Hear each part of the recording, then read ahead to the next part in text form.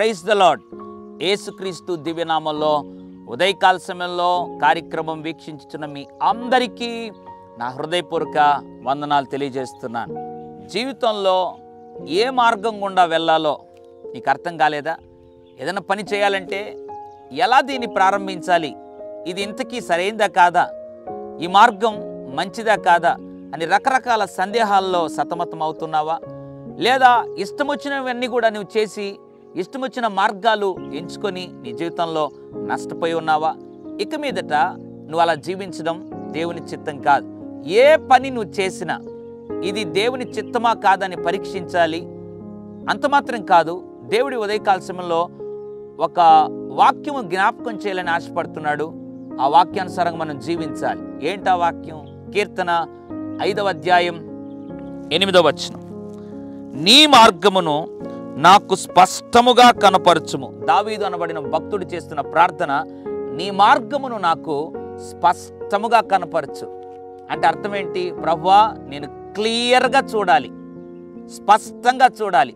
కొంతమంది ఇది దేవుని మార్గమై ఉంటుందేమో, ఇది కూడా దేవుని మార్గమేమో అన్నట్లుగా రకరకాలుగా అన్క్లియర్గా అస్తవ్యస్తంగా భావించి ఆ మార్గంలో వెళ్ళిపోయి దెబ్బతిన్న వారు చాలామంది ఉన్నారు.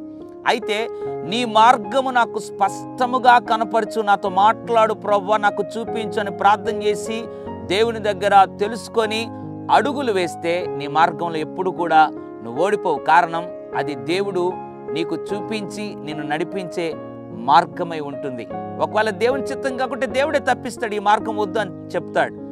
దేవుడు ఈ మార్గము నీకు మంచిది అని ఎంచితే ఖచ్చితంగా దేవుడు ఆ మార్గం నడిపిస్తాడు. కాబట్టి ఏ పని ప్రారంభించినా దానికంటే ముందు ఇది నీ మార్గమా కాదా, ఇది నేను వెళ్ళొచ్చా లేదా, ఇది చేయొచ్చా వద్దా అని నీ మార్గం నాకు స్పష్టంగా చూపించు ప్రభు, అందులో నేను నడుస్తాను అని మనల్ని దేవుని సన్నిధిలో సమర్పించుకోగలిగితే ఆయన మార్గాన్ని మనకు చూపిస్తాడు. అంత మాత్రం కాదు, ఆ మార్గంలో మనల్ని నడిపిస్తాడు. అట్లు దేవుడు తన మార్గమును మనకు చూపించి అన్ని విషయములలో మనల్ని ఆయన మార్గములో నడిపించుటకు కృప అనుగ్రహించును గాక.